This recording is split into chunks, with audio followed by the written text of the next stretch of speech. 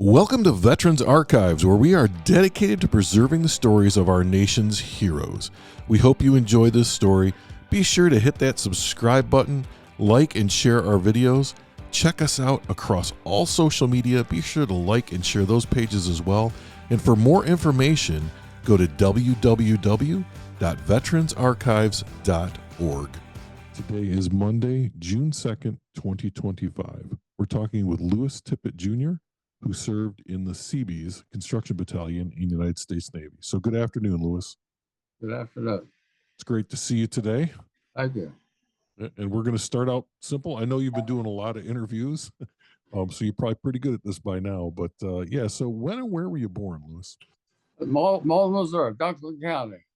Okay. July 26, 1925. All right. My grandfather was born in Kent, Missouri. I'm sorry, May. All right. Well, 1925. I'm going to ask that question again then. Okay. All right. So we'll start out simple. When and where were you born, Louis? Born in Malden, Missouri, May 26, 1925. All right. So you are officially 100 years old right now. One Monday, this past week ago today. Yeah. Congratulations. Thank you. Yeah. My grandfather was actually born in Kennett, Missouri. Oh, that's just a hop and a jump away. Yeah, it's up by the Arkansas border, I think. That's right. I was raised up in Arkansas, and the town I went to a lot was Monette, Monette, and you got a Monette, Missouri. Okay. And my grandmother is from Mark Tree, Arkansas. Oh, yeah. Okay. Yeah, that's south of let's see. Anyway, it's not too far from Jonesboro. Yeah. Yeah. Well, you know how I know that my grandfather was born in Missouri and not in Arkansas? No. He was born in the back of his house. Oh. If he was born in the front of his house, he would have been born in Arkansas. Oh, you mean the state line went through the house? That's what my family tells me. Well, I've heard of that. Yeah. So let's talk a little bit about growing up. What was it like for you as a child? Well, we were raised very poor, and like I've told different ones, was as happy as if it had $1 million. And I just saying the other day, I don't believe I ever remember getting a Christmas present. Really? Mm-hmm. That's something. Yes. So did you have brothers and sisters? We entertained ourselves by homemade stuff. Okay. All right. And how many brothers and sisters did you have? Well, at that time, I just had the one brother, Lowell. He celebrated he signed that logbook that I've signed that's going all over the world. He signed it this past Friday. Lowell will be 98 this 1st of September. So you guys are go ahead. He's born in Malden, Missouri, too. Okay. So you guys are pretty close in age. Yeah. About 2 years and 5 months. I am older than he is. Yes. He served in occupation in Japan, and he enlisted in the Army Air Force in December of 1945, and they had a cutoff date in 46 or 47, I think, and he's counted as a World War II vet. But I enlisted in 1943. Okay. Now, growing up, did you have the opportunity to go to school? No, just grade school. The grade school was about 3 miles away, dirt road, 3 miles one way, 6 miles there and back. You walked every day? Oh, yeah. Wow. And what was that? Do you remember? You recall what that was like? Pardon me? I say, do you recall what that was like? What going to school was like? Well, I enjoyed it. We walked along with other kids. Laugh and talk with your playmates. Yeah. Was there a lot of kids at your school? Well, it's a 3-wing schoolhouse. I think there were. I believe each room had about 2 grades. I think the one room before you went into 8th grade, I think it was 4th. Let's see, 3rd, 4th, and 5th.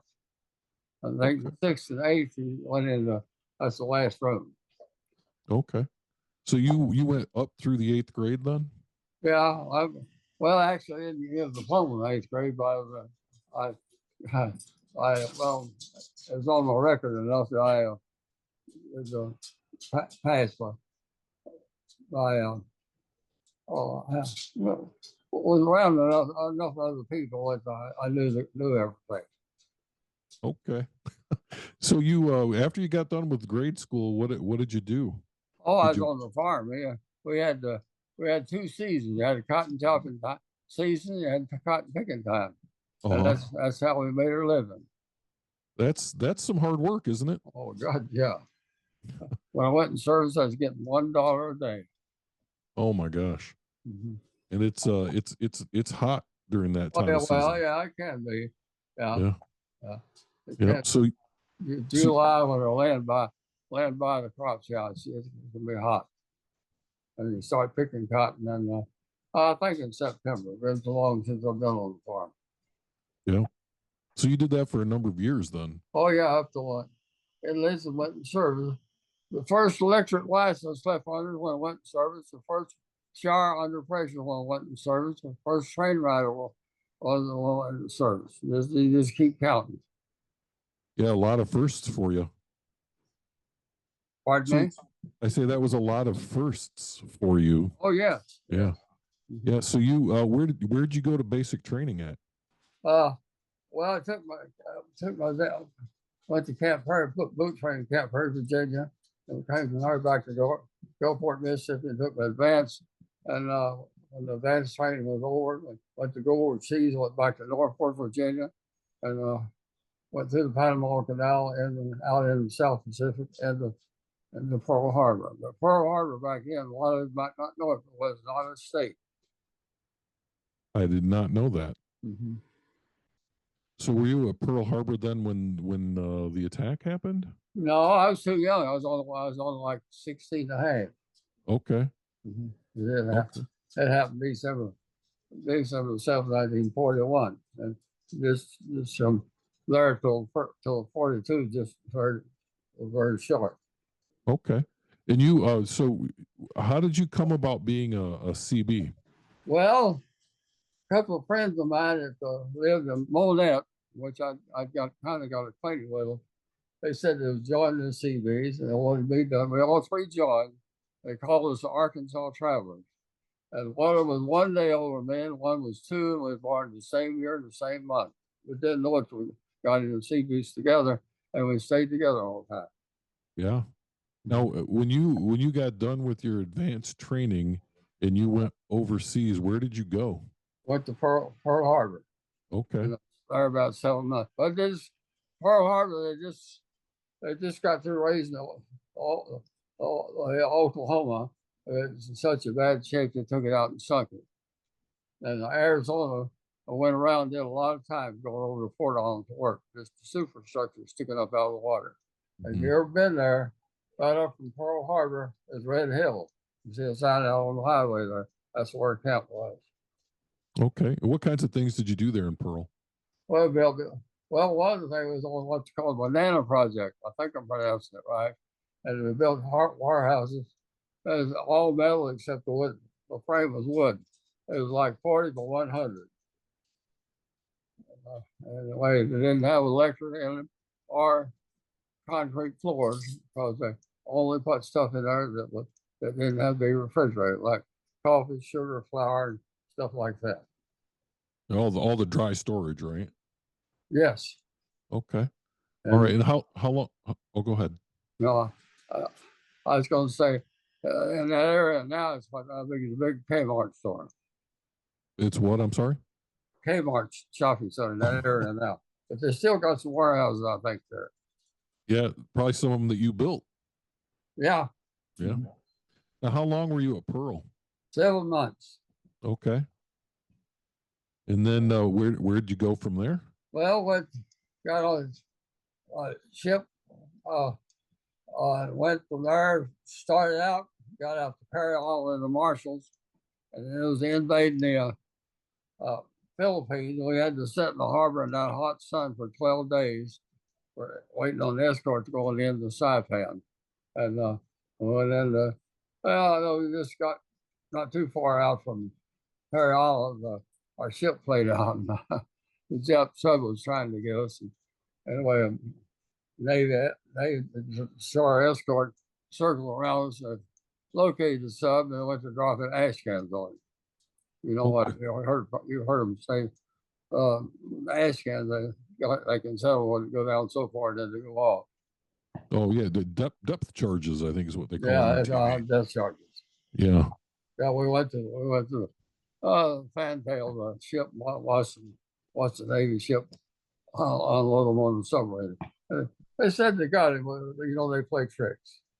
Right. And then, so how long were you in? So eventually you went into the Philippines then? No, I didn't go. We had guys in our outfit that did go to the Philippines. I can backtrack a little bit. Okay. It was at Pearl Harbor. They found out that they could put flamethrowers on tanks. So people in my company got the okay from DC to put flamethrowers on tanks. And I don't have any flamethrower. I mean, tanks that they put flamethrowers on. But we had three guys in my outfit. I could name two of them that went for instructors to show them how to use the flamethrowers in the Philippines. And when he took, they came back to our outfit in Saipan. Okay. All right. And then, so how long were you there in I was in Saipan? Saipan 13 months. Okay. And the Enola Gay, if you know anything about history at all, I was on Saipan, and the Enola Gay took off from Pennies, which is separated by water 3 miles. June, August 6:45. It's a military secret. So you saw it take off then? No. It's a military secret. Oh, okay. Mm-hmm. All right. You know what the name of the airplane was? Yeah. Named after his mother, Enola Gay. Oh, so I knew the name, but I didn't know it was named after his mother. Yeah. His name was Tibbits, and mine is Tippit. Oh, did they ever get the two of you confused? No. And go ahead. Oh no, I was going to ask, what kinds of things did you do when you were in Saipan? Oh, I was in pilot writing crew, and have to drive pollen for ships to tie up. I was also in the harbor working when the hospital ship came in from Iwo Jima with the wounded on there. So they left from there, a lot of them, because it was about 1,400 miles away. And we had the water towers built for them, and had hospitals built for them, and I know after we was there a while, we got set up with ice cream. I know when they came in, we rationed it and took ice cream to the wounded. Mm-hmm. I mean, I'll bet they appreciated all of that. Oh, they did. Yeah. I was 20 years old when I left there. I left there November 22nd, 1945. And if you count it up, 1963 is when Kennedy was killed on the same day. Oh. And I also landed in San Pedro, California, December 7th, 1945. And that was another historic day. And so when you came back from Saipan, this is towards the end of the war then? Oh, it was the end of the war. The war was over the 15th of August, 45. Yeah. Yep. It took a while for a lot of guys to come home though, didn't it? Well, I think we traveled day and night. I think on that aircraft carrier, I think it was about 17 days coming back. Uh-huh. But some of them had to rode a slow boat to China, which was I forget what ship you call that. That's one of the whole tanks and stuff like that. Okay. So that's a real thing, slow boat to China. Oh, yeah. That's right. Yeah. So you LST is what it was. LST. Yeah, those were flat bottom boats, weren't they? Yeah, they open up like I don't know, like in front of like a hinge open, and they're very, very slow. But they haul like tanks and things like that. Right. They use them for landing. Yeah, because they can go up pretty close to land. Yep, exactly. So you say you went through the Panama Canal on your way home? Yeah, sure did. Yeah, what was that like? Oh, it's real close on each side. Wasn't very much room, and like when you was going through, over on the left hand side was like a train track, and conveyor chain had, I don't know how it worked anyway. It, it was connected somewhere rather than a track to pull the ship through Panama Canal. It had to be filled, had to fill up with water going over in the Pacific. It's gotten a certain location. They shut locks on each end, I believe that was, and filled up the water would be same height in the Pacific when they open the gates to go out. Yeah. So what some people might not know is that the whole purpose there is because one waterway is lower than the other waterway, and so you have to level. You can't just take a ship through and do that. I know they load this. We took on coffee, and I know bananas. I remember seeing them do that. Might have been sugar too. I'm not sure. It was about. Oh, I think we stayed overnight and after we got through the canal. Well, tell me a little bit about what shipboard life was like for you. Oh, what ship life, or what do you mean? Yeah, what was it like to be on a ship? Oh my God! The first 24 hours we was out, left Norfolk, Virginia. Oh my God, that ship had only been out for a shakedown. The number was PA-44, the flagship. Anyway, one of my buddies got so sick, he said, I wouldn't care if this SB sunk. But when I get sick, I would go topside and get that cool air and help. During the winter, so bad you couldn't even got swept off the ship. So we had all our equipment on there plus 1,000 people. You know, I talked to a guy who was in World War II, and he said that when he got on the ship, they served him pickles and mustard, and that kept him from getting sick. I don't know if you've ever heard that. Heard of that. That's something kind of new. I don't know if it was true or not. He said it worked for him, though. Yeah, I know. When it was rocking so bad, we go down to eat. We mostly eat soup. We had to stand up to eat, and all that. People just falling all over the place. When we got out in the Pacific, where it was so hot, I never. It wasn't all the air we got down the hole is what was pumped to us. Mm-hmm. Anyway, I got out in the Pacific and used my life jacket for a pillow, and then just slept in the rain. The rain felt good. Yeah, because there wasn't air conditioning on the ships back then. Only for officers. Oh, well, that's nice. I think I'm telling it right. Yeah. So you, when you came home at the end of the war, where did you came into California then? No, the ship. We went up on the flight deck the next morning and had built donuts for us. Had a sign on the brick building that said, "Welcome home, job well done." How'd that feel? Oh, good. I spent 2 birthdays over there. Yeah. You were gone. So how many years total were you away from? Active duty, I was in 2.5 years under FDR and Harry S. Truman, and reserves on 6 years during the Vietnam conflict. Johnson and Nixon. Okay. I served under 4 presidents. So when you served in the reserves, did you still do sea duty or any of that stuff? Oh yeah, I went to that place. I went to get on 2 different places. Camp Pendleton once, 2 weeks each time. We went to different places. And the Seabees all worked out Lambert Field. We did things for schools and Boy Scouts and stuff like that. Okay, a lot of like civil service type stuff. Yeah, yeah. Okay. And you had people in the Seabees that could do everything you could think of. All kinds of trade. We didn't go to no classroom. We trained under people that knew the job. All right, which sometimes is a good way to learn it, right? Pardon? Oh yeah, that's the best way. Yeah. I guess I was one of the youngest ones. Yeah. So you were how old when you got out then? 20? 20. I was 20. Yeah. I've been 21 in May. I got out. I was discharged December 14th, 1945. You weren't even old enough to drink the whole time you served. No. Oh, in fact, we had in the little town where I was raised, or went to a lot, Monette, Arkansas, which is about 6 miles out of town where I was raised. They had pool table, a pool hauler, and I wasn't even allowed to go in that. But when we came home on leave, the guy said, "Well, I'm going to let you guys play pool." That's good. Oh yeah, Yeah. Yeah. You know, my granddad was a bootlegger back in the day, so he didn't care if you were 21. yeah. I've heard I was just telling a little bit about that. Yeah, Well, you had to do anything you could do to make a living.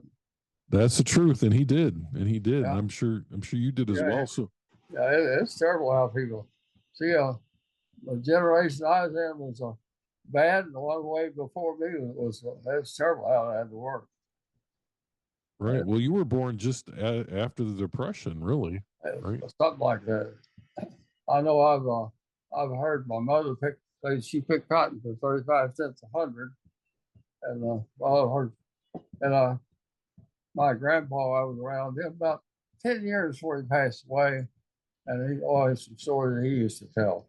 I heard him Hmm. say that he and his father and his relatives met Jesse James Gay one time.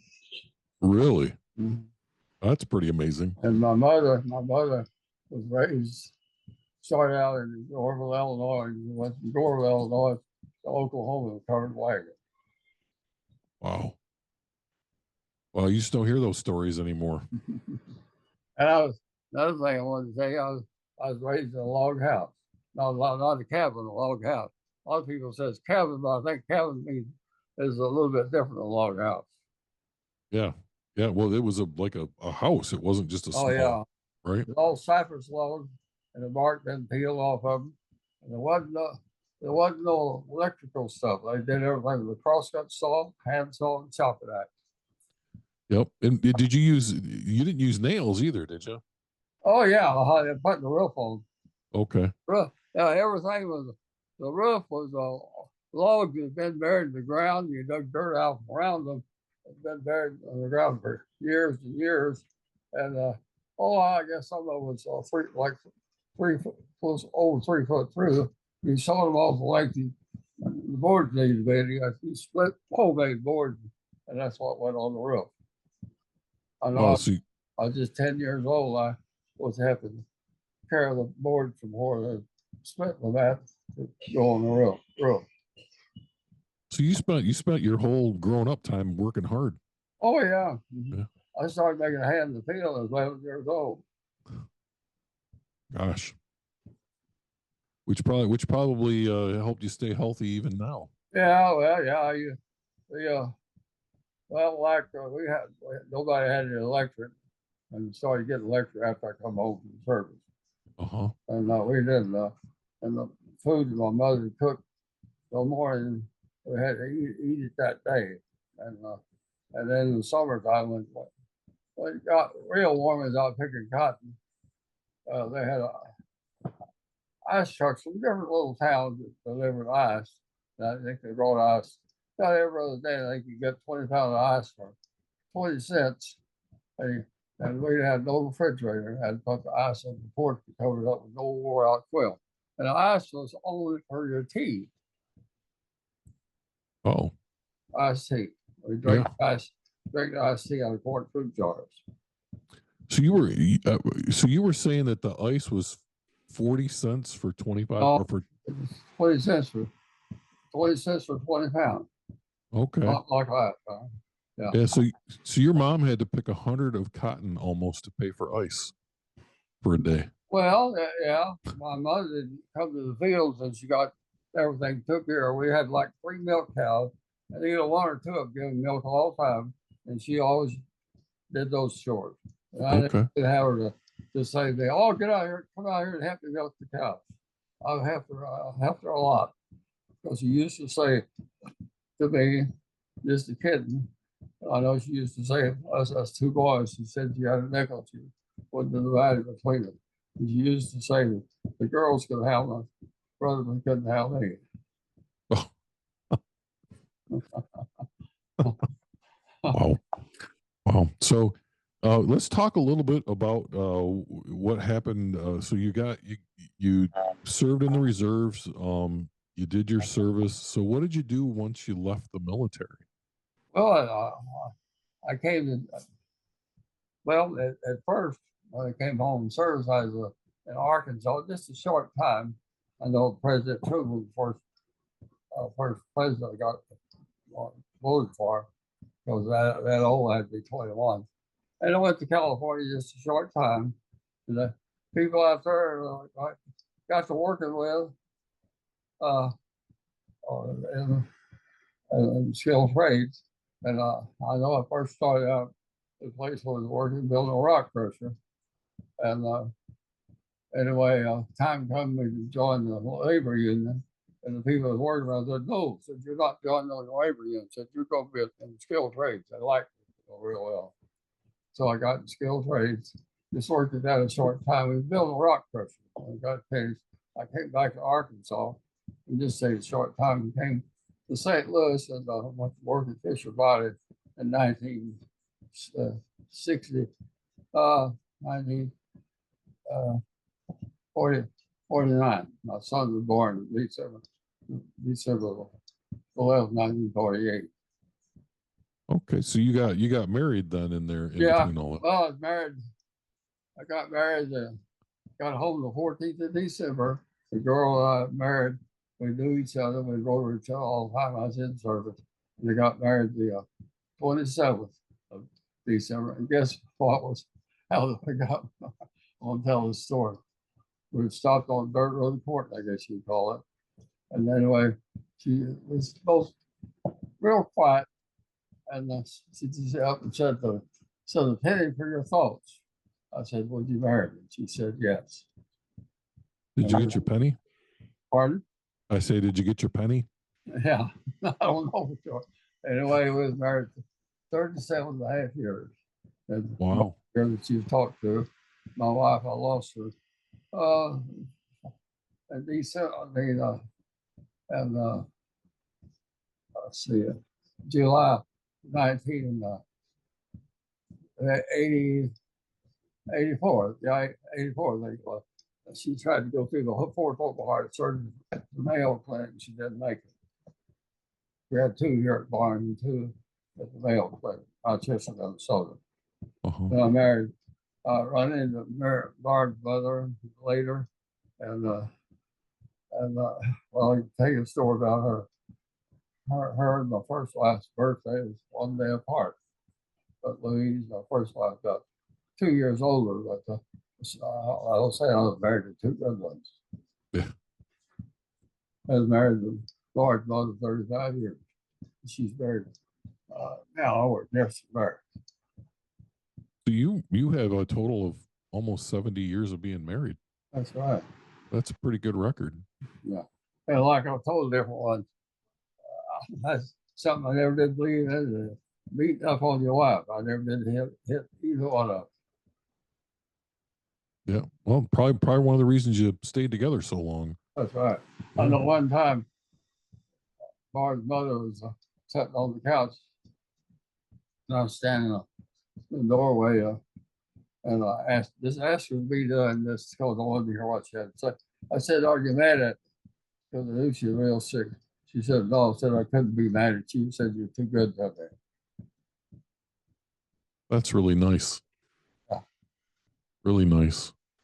Now, did you have children?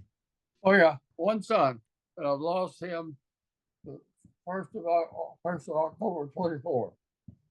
Oh, okay. He was 67. What's it?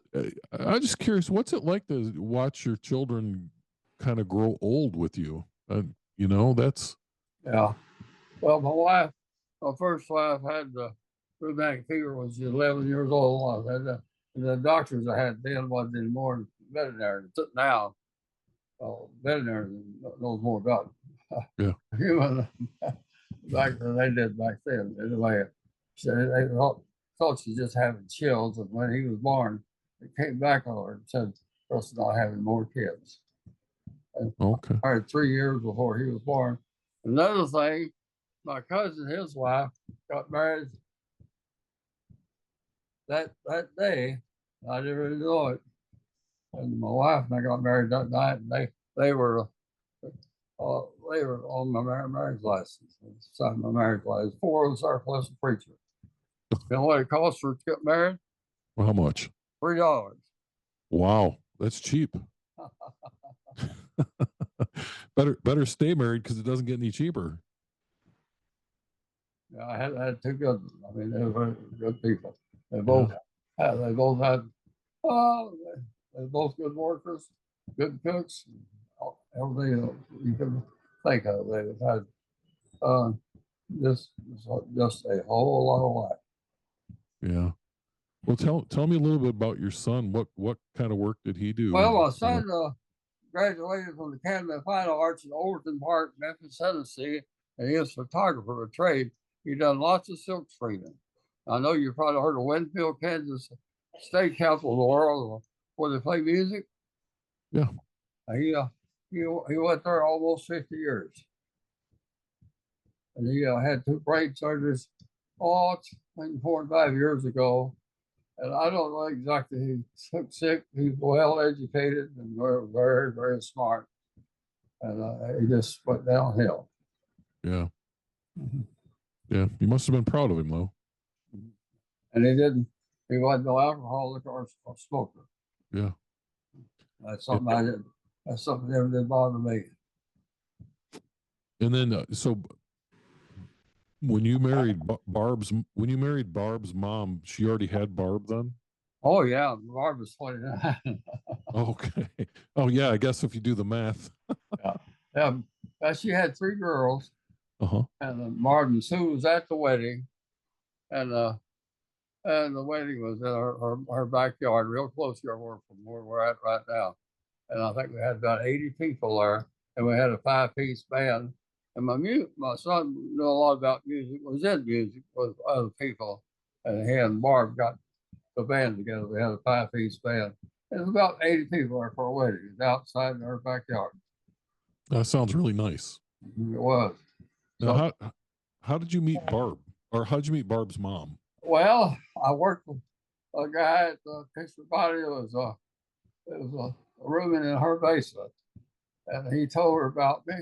And my wife just been dead, like a year and a half or so. I know different ones. Oh, you took too early. I said, well, you see a nice lady like Mary was.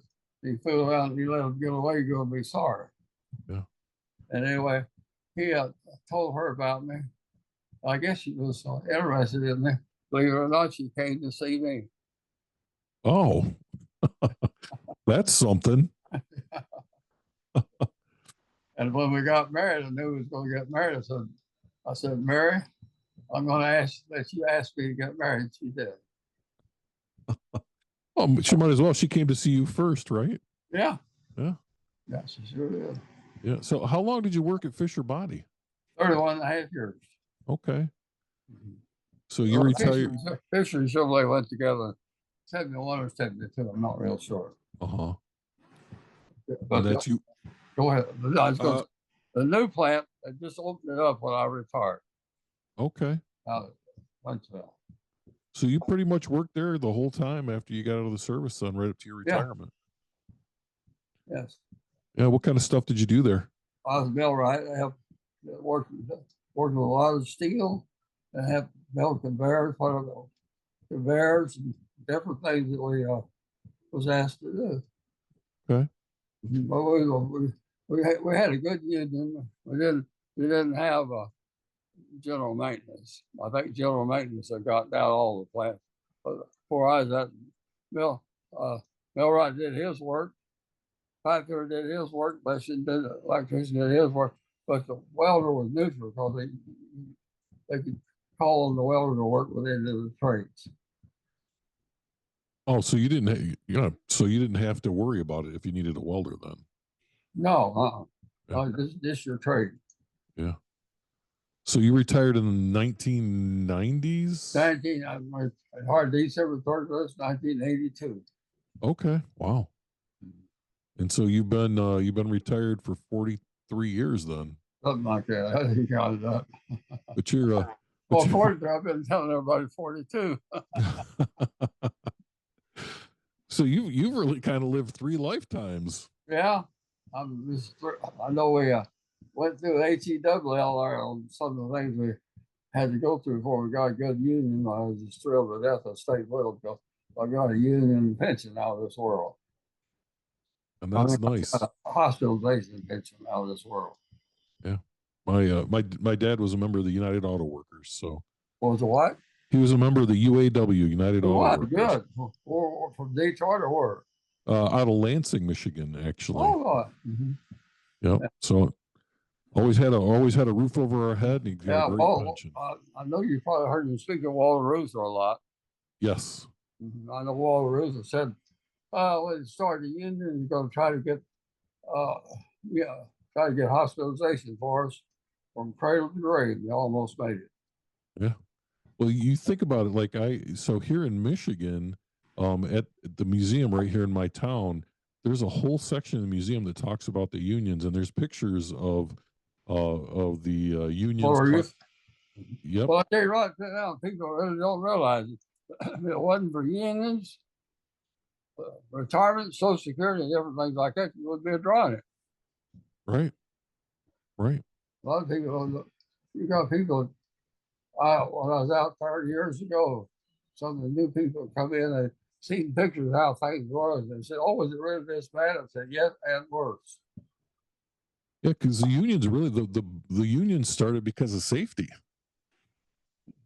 Yep, they started because of safety, and the Yeah. conditions Well, weren't when good. Fisher Body, when they had that strike, and all the women brought food to their husbands, and they stayed in the plant. Mm-hmm. Yeah. They helped them out like that. Well, and before the unions uh, became a force, I mean, there were fights that actually went on Oh with God, with the yeah. security guys. Walter Reuther, I guess, been hit over the head with a billy club more than once. They got there's a picture of him at the museum here, and they have actually one of his shirts that has his blood all over it from Oh, one of the fights he got in. yeah, I remember my old union from Fisher Body, the local plant, the one I go to where the new plant is 2250. Uh-huh.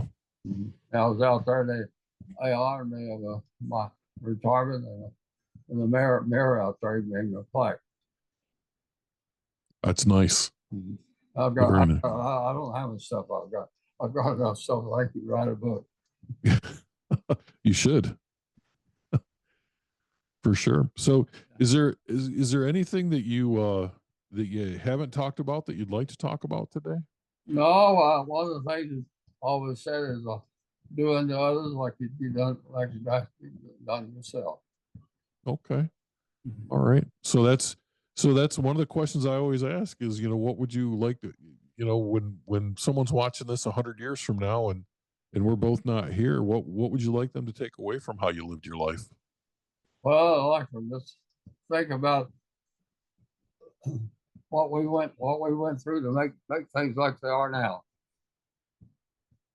Yeah. Truly the greatest generation. Yeah, I enjoyed working at the GM. I was thrilled to death. I got the skilled trades. Yeah. All right. Well, Louis, I appreciate you taking time out today to talk with me. And I hope to talk to you again soon. Well, I was going to tell you, Barb's supposed to be taking me, her and another person taking me to Pigeon Forge, Tennessee, which will be somewhere around the last of October for a military reunion. Oh, Yeah, I was there. I've been to two Gulfport, Mississippi, as old World War II vet there, and also been to Pigeon Forge, oldest one. And I think year before last, I'm just trying to think back. They gave me a Navy quilt. I gave it to Barb. well, you're pretty popular from what I understand. A lot of people want to talk to you. Yeah, I've heard that. In fact, me talking to you today, I didn't know about it until Barb told me going to the dentist. Oh. Well, she had reached out to me and we finally connected. And I said, "Hey, let's do this. Let's get this done." So, well, very good. Yeah, yeah. There's a lady at I'm a member of American Legion. I've done American Legion for 36 years, I think. veteran of World War One, played American Legion, all the things that she got upset about me and was the MC at my birthday party. My birthday party was something else. I'll tell you, at the lodge, where I remember, Masonic Lodge, and they let us have a building for my birthday party. That's quite a memory for you, huh? Oh yeah, Yeah. I've been a Mason. They gave him a 65th year pin when I was there. Well, that's a long time. Yeah, They probably don't give out a lot of the 65-year pins, do they? I had three ladies I was asked to come up and pin on me. Barb, my sister, my daughter-in-law, and a lady nurse that I know real well. I asked them to come up and pin the pin on me. They did. And the Navy had participated in it. They was our military was, and also I was a SWAT aide for about 20-some years, and then SWAT aides called him from let's see, I think it was South Dakota. Might be north. I think it was south. He came all the way here, flew in to present me a plaque. Well, 100 years, that's a milestone for sure. Thank you for watching Veterans Archives. We hope you enjoyed this veteran story. Please be sure to hit that subscribe button, like and share our videos, as well as checking us out on social media. We're on Facebook and TikTok, LinkedIn, X, and Instagram. Be sure to check out those pages, share, and like. And for more information about what we do, go to www.veteransarchives.org.